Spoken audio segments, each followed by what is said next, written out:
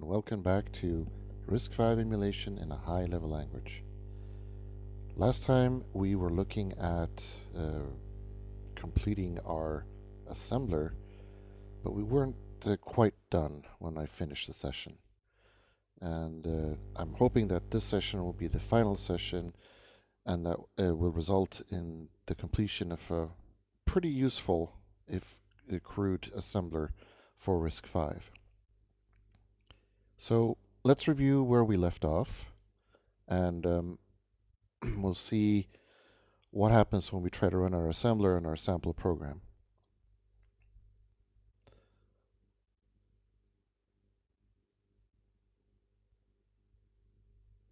And as you can see, there are a bunch of errors. And the first one of them is on line 56, where we're encountering this C# symbol, where OS emulator is a class name and syscall exit is the constant that we're using to represent our system calls.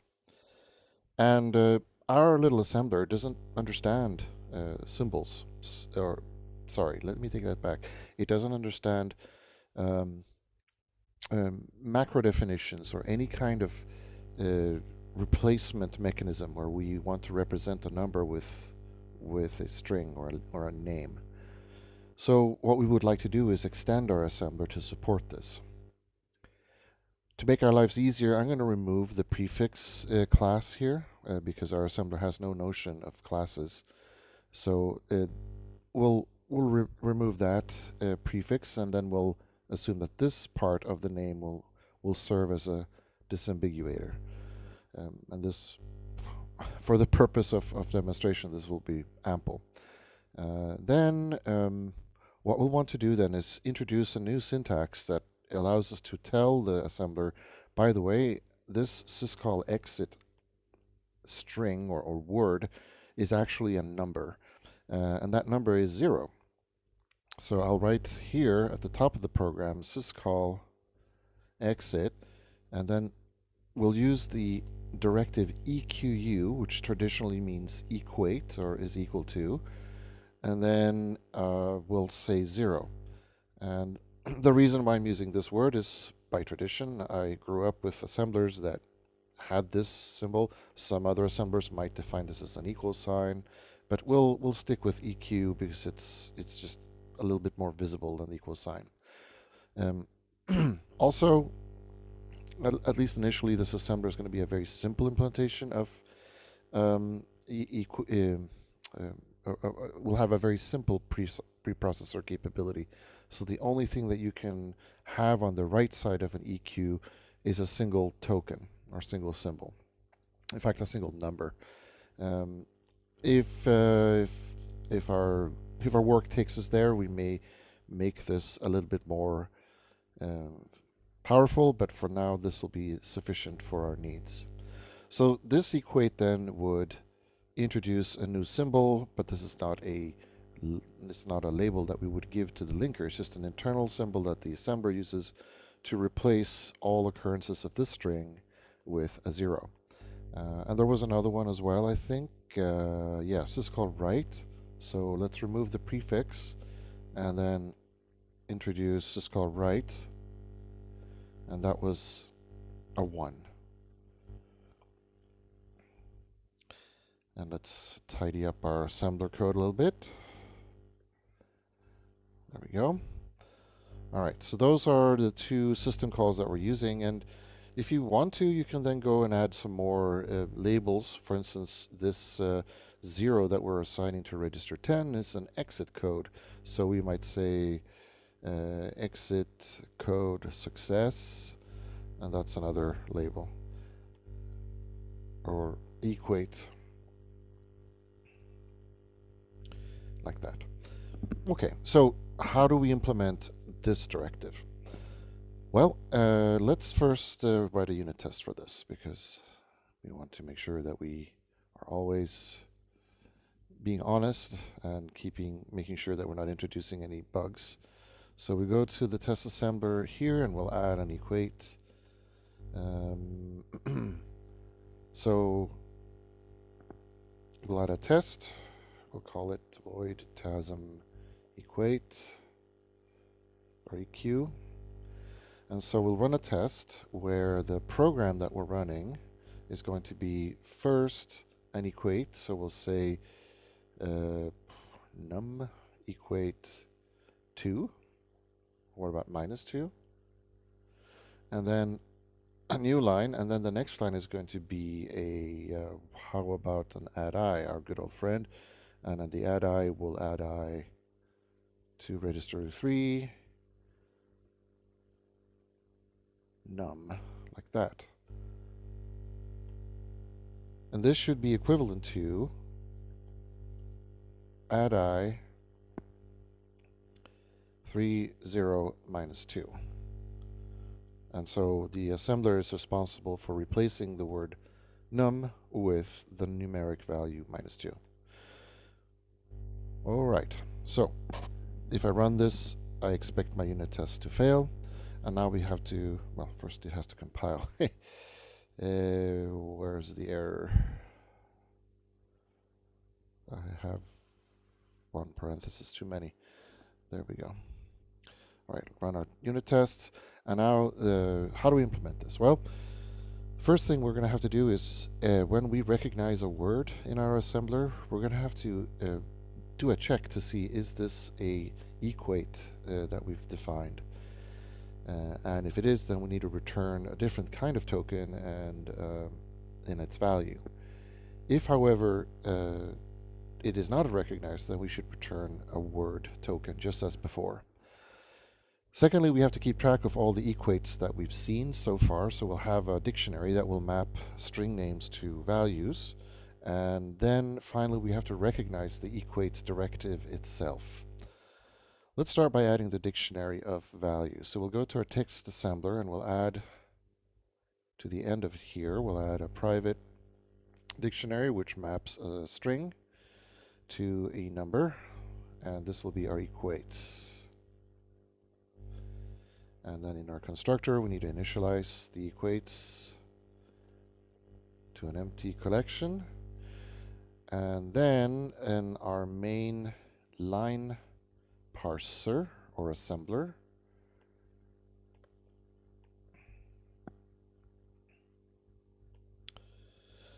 what we want to do is handle the case where we've seen, okay, let's step back real quick and look at the syntax that I use. This is the traditional syntax where you have a symbol name and then the equate following it right after.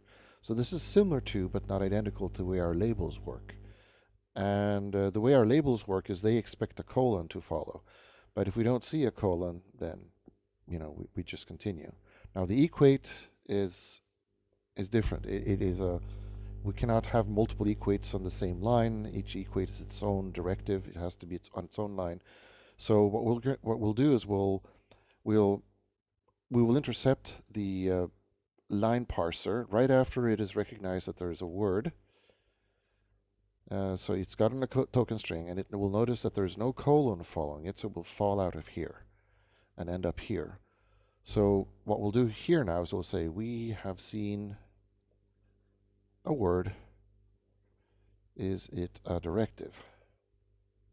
Or is it followed by a directive? So we will now use our handy peek method, and we'll say var, well, if peek token is equal to token word. So this means that we've seen the initial word, and now there's a second word. Now we then we check to see if that following word is a EQ string. So we'll say if this dot get token string equals EQ. So if it's an equate symbol, then we know that this is a directive, an equate directive. So we now expect after the EQ that there will be a number. So we will say, first of all, we need to discard the current token, that is EQ, because we already verified it. So we'll just say get token to discard it. And then we expect the next symbol to be a number for the time being. So we'll say that var n equals expect number. So now we have a number for the equate, and then we will try to add it to our dictionary of equates. But first we need to expect the end of a line. So we'll say expect end of line, like that. So now we've performed the parsing, the syntactic processing of this line. Now we are going to add this number to our equates dictionary. So we'll say if equates triad, and we'll pass in the word, which is the name of the equate, and then the value of the equate. However, if this fails, because that equate is already defined, then we need to signal an error. So we'll say error duplicate equate definition, like that. And then after all this is done, then we return. And we return true because we successfully processed the line. Now, next step is to make our tokenizer, the part where we're reading the tokens, handle the case when we see a symbol. So we need to take a look at where we're returning a word. And all the places where we return a word, we now have to instead first check to see whether they are equates that define that particular, or defined for that particular word.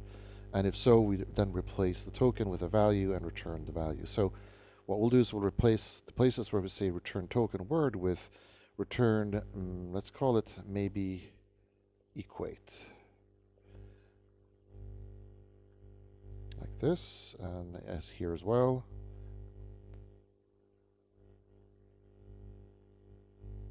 Lovely. And then we'll add a new method called maybe equate. And I think those should be the only places we had token word. Good. So let's find a maybe equate and implement it. So what we do here is we have now consumed a string. So we will get the string, and that's easy enough. Let's just get token string like this. And then we're going to ask the dictionary to retrieve the value for the string. So if the equates dictionary has this value, then we need to set our member variable current value to be value, and then finally we need to return a different token type, because now we are actually a number, like so.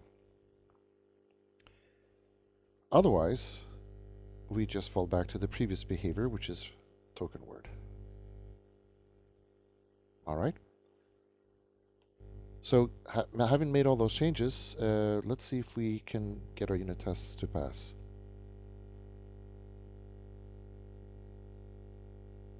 And it looks like they do. Fantastic. So we've now implemented equate, and now we can use symbolic constants in our program code. So now we can continue trying to run our disassembler and seeing whether we can get it to successfully assemble the whole program.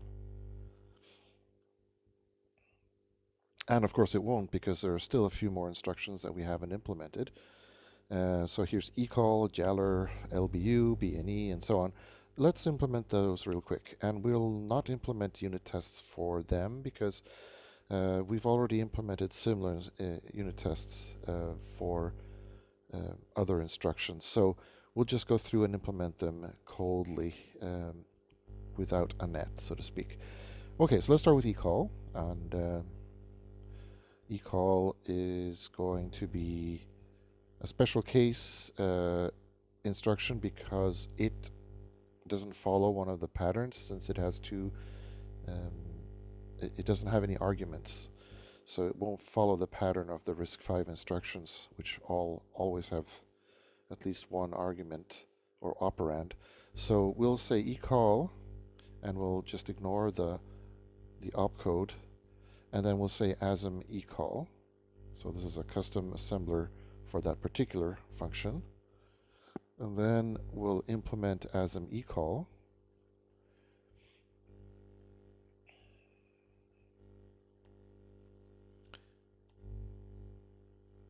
copy this signature from another assembler. And then what we'll do is we'll expect that we're at the end of the line because there is no data um, after an eCall. So we expect the end of the line. And then once we've reached that point, then we can call our inner assembler and then just use its eCall implementation. So that was easy. So that's eCall.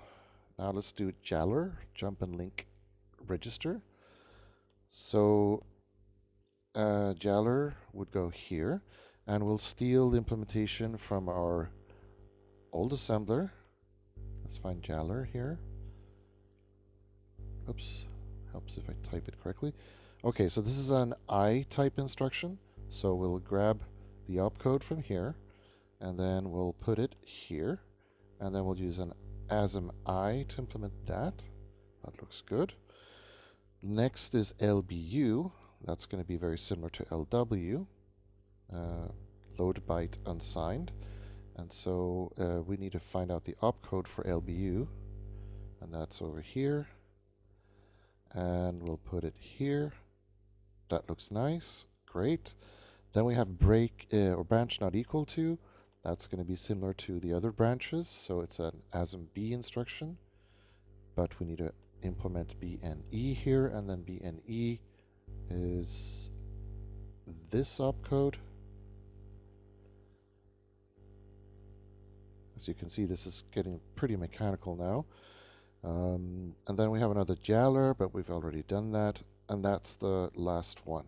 But then we run into some more errors. And these are because we are using strings or string literals in our program. At the very, very end, we have a new directive called ds for defining strings, and then also these string literals. And the string literals are they're half complicated, half simple. They start with a unique marker, so we can recognize them easily. This is the beginning of a string marker, and then they'll be followed by some characters. But we also have to handle the case when we see a backslash, because the backslash introduces an escape sequence where the backslash is the beginning of the escape sequence, and then it will be followed by a single character that indicates uh, a special character that cannot easily be entered in the keyboard. So this is the trick that we use to introduce the null terminator in a string. And similarly, you'll see here we'll have the marker or the escape character before the R letter that together is considered the carriage return symbol, which is ASCII 13. And similarly, /n is the new line. We might want to add support for tabs, which are /t. And of course, if you wanted to express an actual backslash in your string, you'd have to quote the escape character with itself. So this would escape the following character, and the following character is a /n. So we need to handle all of these states.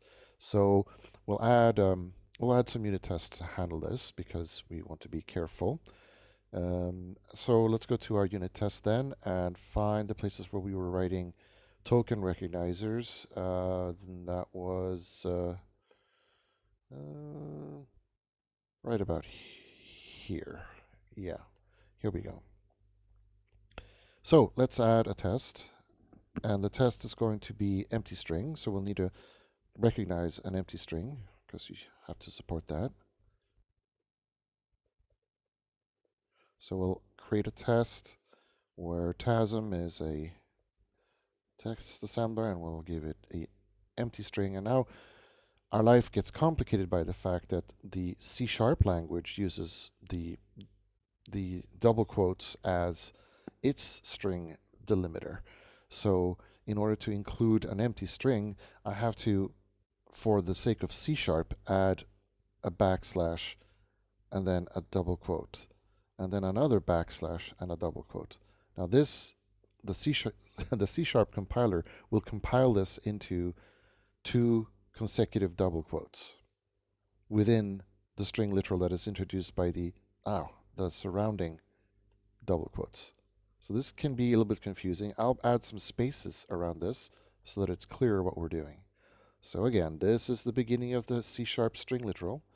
We see a bunch of spaces which will be ignored by the assembler, and then we see this is a double quote character. We need to quote it with a backslash for the C# compiler. So this will become a single, well, a double quote character that will get fed to the assembler, followed by another double quote. So you'll see a sequence of two double quotes coming into the assembler. Okay, so I hope that was clear. Quoting quickly gets very cumbersome, but it's the pain we have to incur in order to get this to work correctly. Now, what we could do is use a C# literal string, but the problem does not get helped much because even in that case, double quotes have to be quoted because they are the string terminators. So this would also work. Here we have to just bear in mind that the quotes are actually a single instance of a double quote. So bear that in mind. This is one, the C# compiler would turn this into a single double quote followed by another single double quote.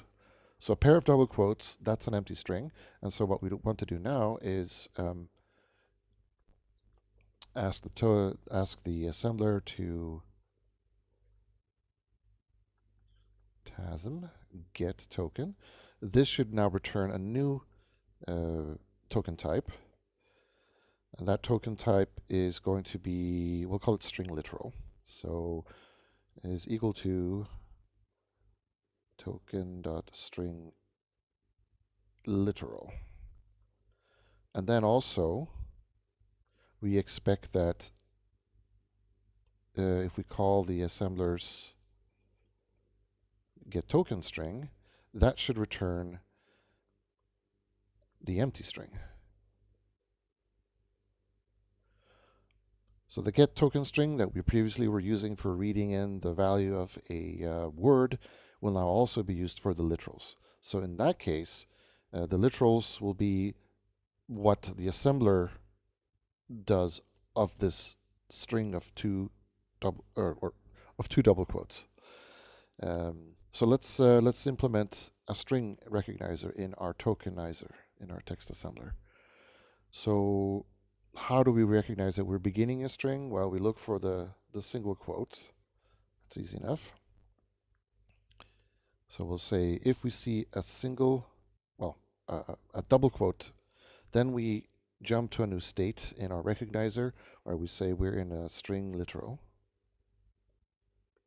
Great. And then we continue our progress through our input stream. And then we need to add a handler for this new state, which is going to be here, I think. Here. Good.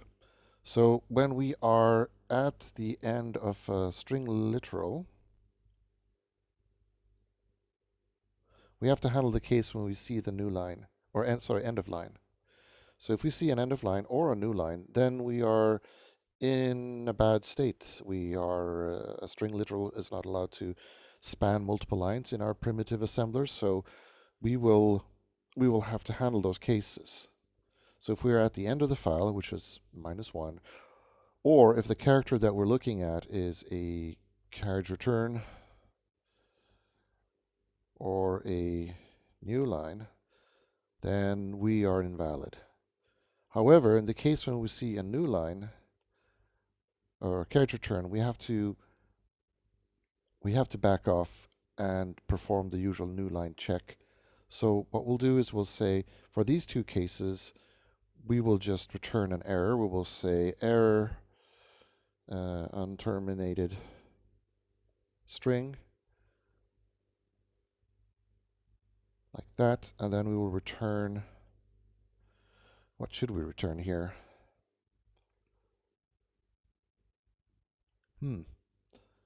If we return a string literal token, then the caller might expect that string to be valid. Let me think about this. Let's return a string literal, but we'll make it empty, and we'll come back to that part later. If we see a carriage return, then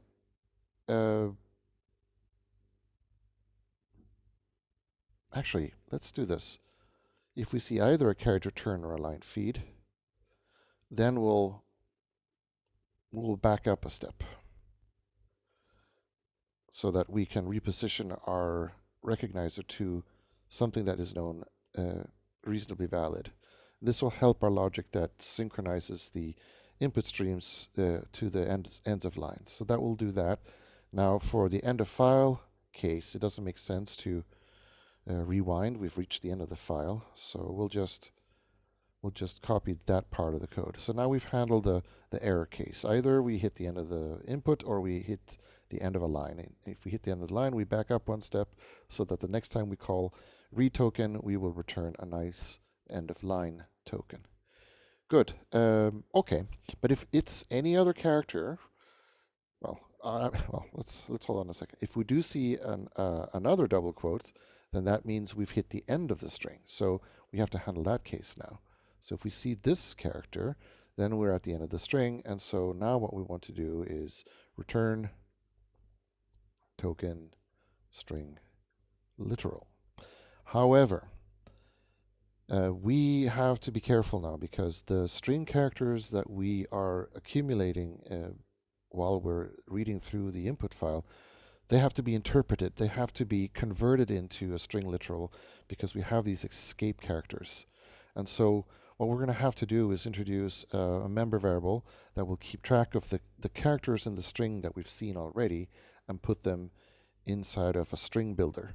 And that string builder will then be cleared once we've recognized a string token.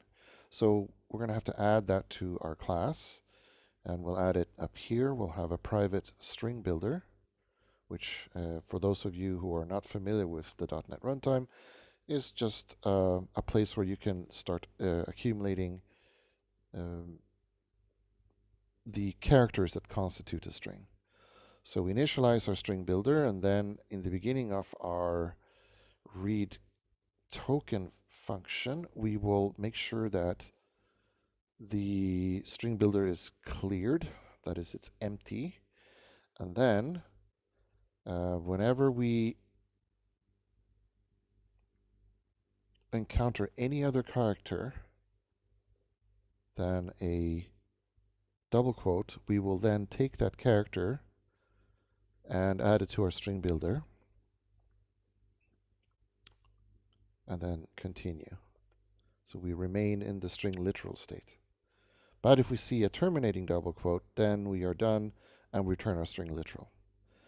Now we have to adapt our code because if you look at the unit test that I wrote, I'm saying that the getTokenString method is supposed to return a string. But now that has to come from the string builder. So we'll go and change getTokenString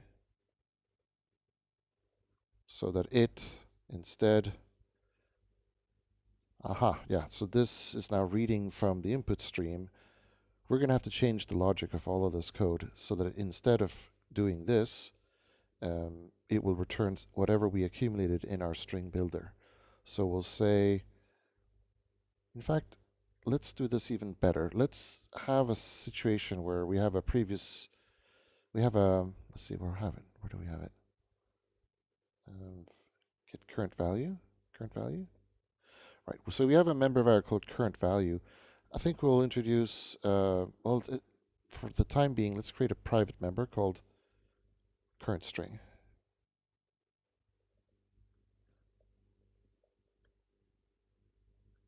And then we'll initialize that to null. And then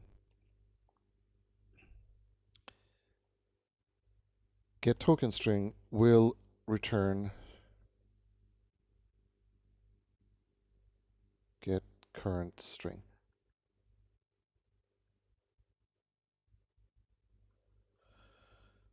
And you know what? Let's make this an empty string to avoid all these warnings. Let's make that an empty string like that. Good. All right, so then what we need to do now is the getWord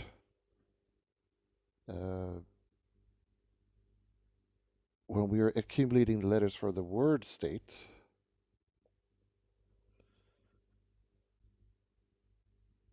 we will do the same thing here, where we go to the string builder and append the character that we just saw. Now, in the case of words, we are not escaping any characters, so these can be safely appended straight in. We also need to find the other place um, where we do this. And what we'll do is we'll say SB append car C. So now we are accumulating the characters of the word in the same manner. And then when we reach the end of the word, what we want to do now is we still want to back up one step in the parser, but then what we do is we say this.currentString, it gets the value of the string builder. So we'll now extract the string and put it into current string. And then maybe equate, we'll call getTokenString, and getTokenString will get currentString. So that is correct. Good. All right, let's run our unit tests and see if we can discover any problems with the implementation that we've done.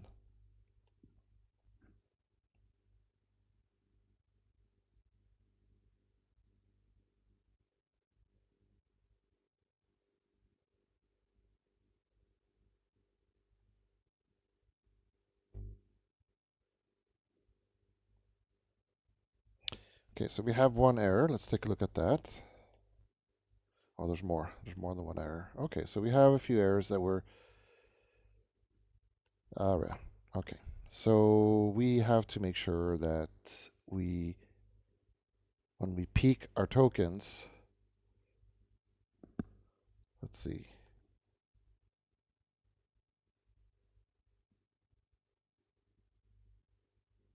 Okay, so there's something wrong with get the reading of a word. Let's see.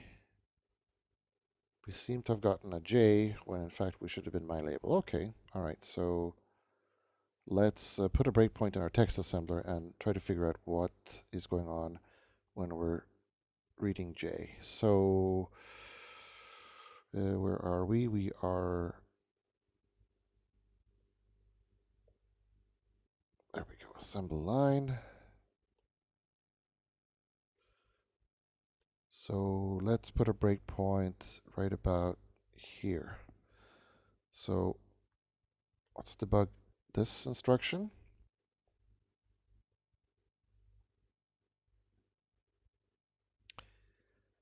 So at this point, we should have seen the J. Okay, now we do a peak token, and this should return a word because that's the label that we're jumping to. So let's see what happens. Previous token was empty.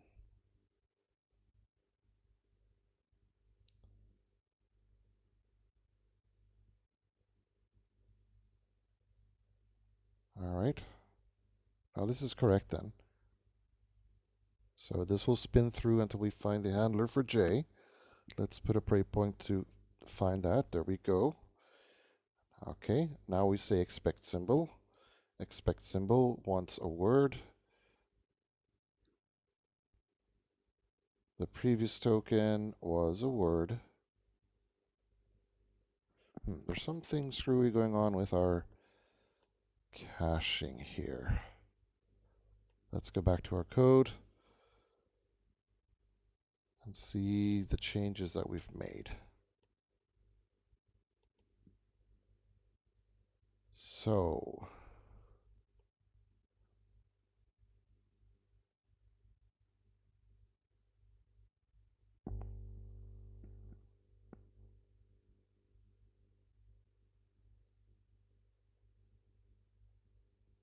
the big changes are inside of the read token class. So let's see. We clear our string buffer.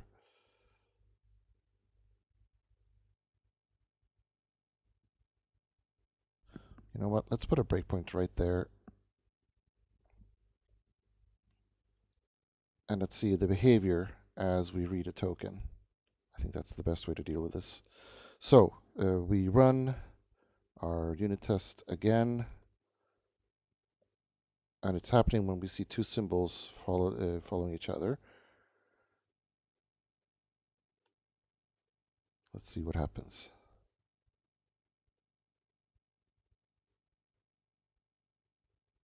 So here we go. We read our first token, and this should be a character. It's an ASCII letter, so we append this, and we know this works. We remember where we started, which probably won't be needed to in the future, but let's ignore that for now. Here we go. We read the second character. This is going to be a space character. So at this point, we back up, set our current string, do the maybe equate. This should not, this should now be a J, and it is. Good. So now we return a token word to our caller, and then we're good to go. So that's our first attempt. This should be a cheap call, just returns the member variable. Now we do a peek and discard. This is probably where we're failing. So what we'll do is then we'll say, let's peek. So what we need to do is read a token. Now this should read in the next token, which is the label, the jump label. And the character that we read is a space. So we'll ignore the space. And then the next character that we read is another space. Okay, so we'll skip the spaces. And then, what's the next character? Yet another space. Okay, lovely. We'll put a breakpoint here so we don't have to step so much. And then here, our next character is a letter of some kind. Good. So now, since we hit a letter, our string builder should be empty. Its length is 0, so this is good. We take our letter, which is an M, and then we continue.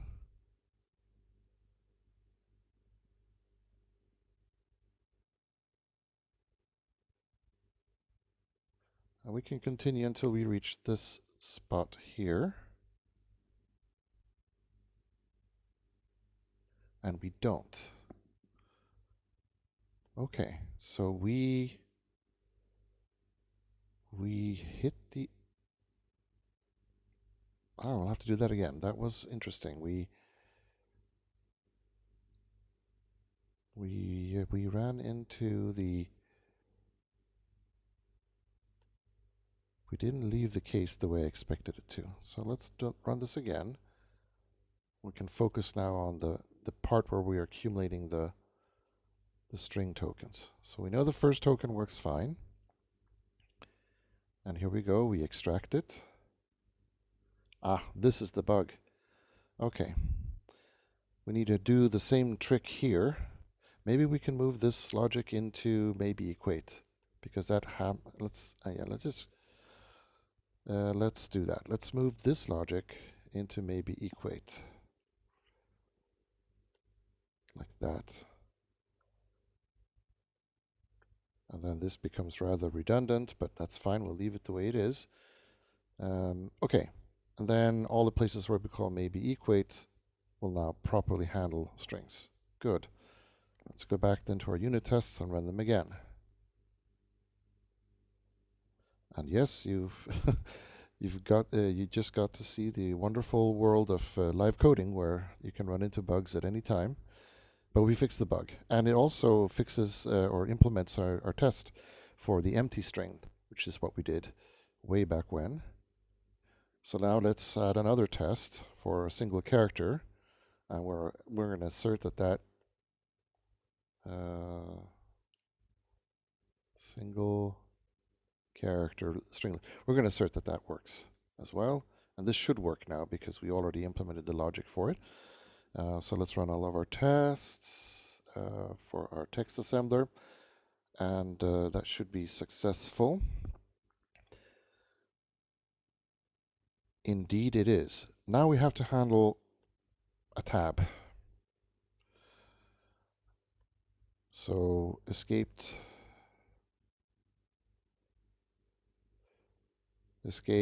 tab string literal. So now instead of A, we'll have the \t sequence. Now, because this is a C-sharp literal string, we don't have to do the double backslash that we would have done, would have had to do if we didn't have the leading @ sign here. So this is going to include a single tab character into our string, and then when we parse it, we expect that to come out like that. We want the string that comes out to contain a single tab character.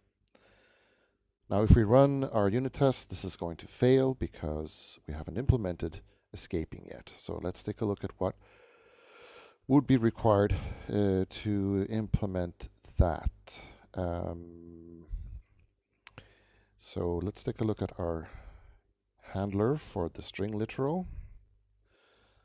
So if we see a backslash character, then we have to switch state into a new state that we'll call escaped character or something. So if I see a backslash, then my new state is going to be state.escaped character. And let's define that. And then we'll continue. And now we have to write a handler for that case. So if we have an escaped character, and if we see, well, as usual, if we see a new line, or we can basically copy these.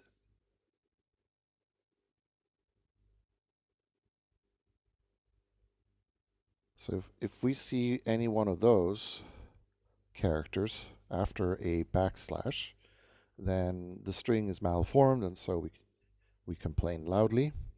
But otherwise, if it is another backslash, well, let's start with the case that we input. If we see a T after a backslash, then we want to return, we want to put into our string builder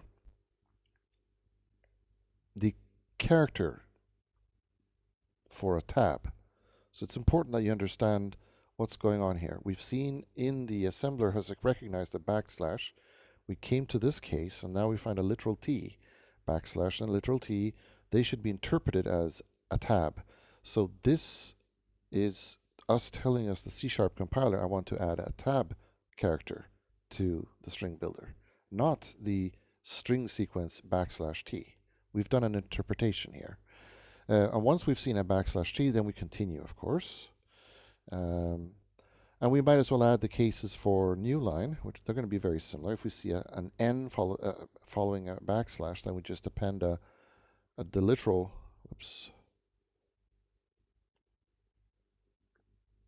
backslash N. By the way, this is the same thing as writing the following, taking the number 10 and casting it to a character. That's exactly what this is doing. It's just that the C-sharp compiler is giving us a nice, useful symbol for that particular character value. All right, we continue there, and then we'll add one for the carriage return. Damn it. Butterfingers today. So if we see an R, then we want to translate that into a carriage returns character. And then finally, if we see, oh no, we're not done. We need a 0 as well. Now this encodes the null character, which again C# provides a handy shortcut for. And then finally, if we want to have a backslash inside of one of our strings, then we need to append a backslash character, literally like that. If we see anything else, then we should warn the user. Unrecognized. Oh, let's just write unexpected character here. Unexpected token. No, I thought we had one of those. Hold on. Oh, never mind. Let's just say invalid. Invalid escape sequence. And then,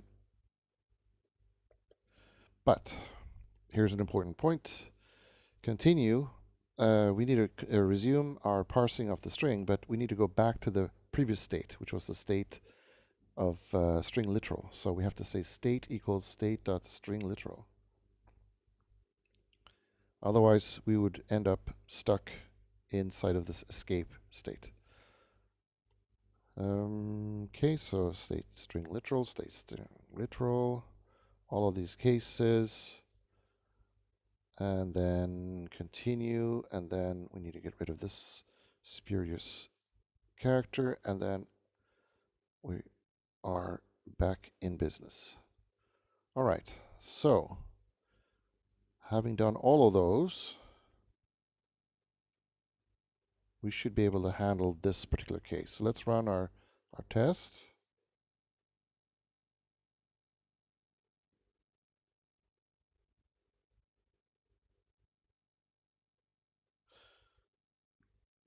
Oh, okay, we got an empty string, so we need to figure out why that happened.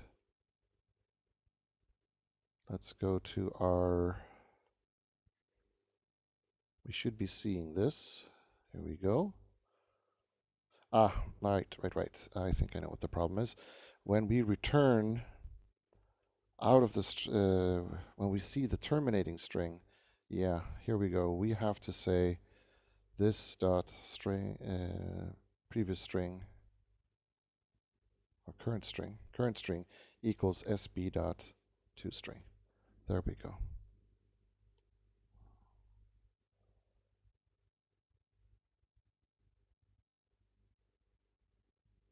Nice.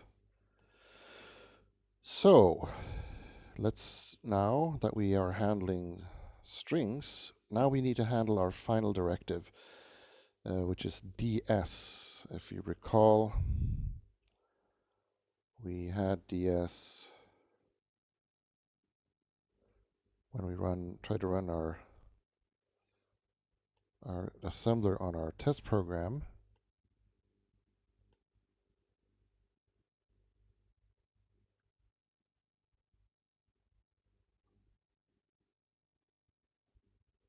I'm not sure why we're still hitting a breakpoint here. Let's stop this and restart it. Yeah, it seems obsessed with that breakpoint. Oh, we have a build failure. Okay.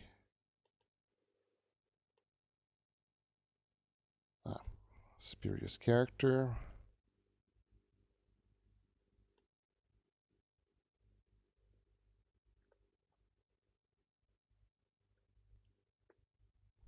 Okay, let's try that again.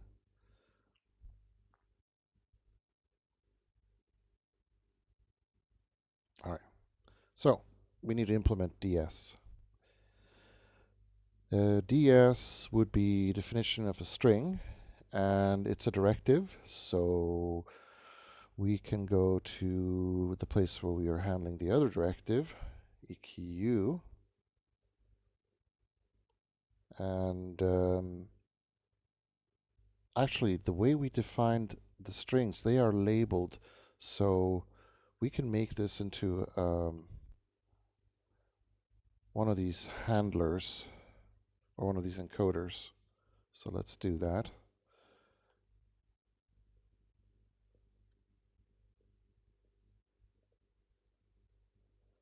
And so define string doesn't involve an opcode, so we can just put a 0 in that field, but then we'll have assemble ds as our handling function. And so assemble ds, it expects a string literal after itself. So we'll say asm.expect string literal, and that would be the string that we get from expecting that string literal. And then we're we need an end line as well, of course. And then after that, we will call our inner assembler and define the string using that functionality. So that was easy. K, and then we'll call it ds, of course. And then we'll implement expect string literal. It's going to be amongst all these other expect functions. And we'll put it right about here.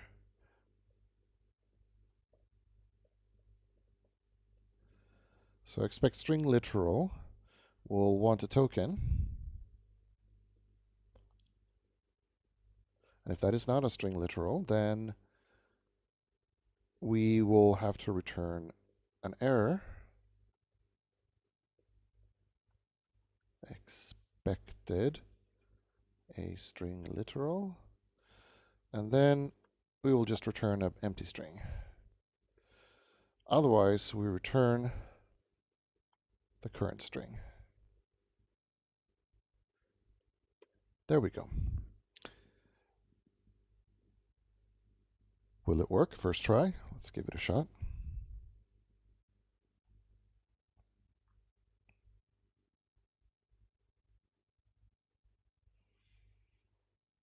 On line 99, we're getting an error. I have a garbage character at the end. Let's get rid of that.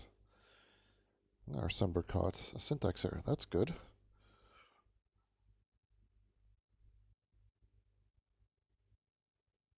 And look at that. It's been such a long time since we actually ran this program. I'd forgotten what the output is. But if you recall from previous sessions, we had a binary dump or hexadecimal dump of the argument strings, the way they are packed in memory. And here you can see the 4 pointers in sequence and the argument vector for the program, followed by the 4 actual strings. And here we see our program running and actually displaying the arguments onto the standard output, just like we expected. So we have finally reached the point where we have a working assembler. This is a big milestone, and it's very exciting to see how both how complicated but also how simple the assembler really is. If you look back at the source code, we are leaning on the existing previous assembler, but for the most part, the majority of the code is in this one file, and the file is, 750 characters long or thereabouts. So add on maybe 1,000 lines of code, and you have a working assembler. So if we go back now to our main program, what we've done then is implemented this part here, which is the part that assembles a program before calling the linker to resolve any symbols that we are referring to, and then finally loading this into memory so that we can execute it. But that's not normally how programs on Windows or Linux work. You don't feed the source code to a program in order to execute it. Instead, what you do is you have a previous stage where you assemble or compile the source code into a binary executable file, and then your operating system will then execute that binary without invoking a linker or a assembler.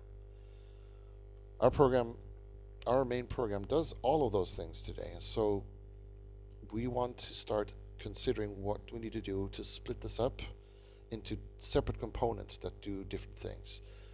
One separate component is going to be the assembler, and the second component is going to be the remaining parts of this program, which will then just do emulation and not perform any linking and loading. But if we separate these two into separate programs, then how are they going to access the data that is produced by the assembler? Remember that the assembler generates a bunch of bytes, which are an executable program, or at least an object file that can be used by a linker to produce an executable program. But if the assembler is in a separate program, we have to store those bytes somewhere before they can be handed off to the next part, the linker and the runner, or the emulator. And we have to save all those bytes into a file. And then the question becomes, well, how do we save these bytes into the file? And there are many choices for this. And for this project, I've decided to use the executable and link format for the output of the assembler. This may be familiar to you as the ELF format if you have worked with Linux machines or any Unix environment for that matter. So I'm going to round off here, but the next time what we'll be doing is taking the output of the assembler and writing it into an ELF file so that we can uh, well, so that we can separate the assembler from the linker, and uh, we can then proceed with building our little tool chain for the Risc-V environment. So we're rounding off here. Thank you very much for watching, and I hope to see you again.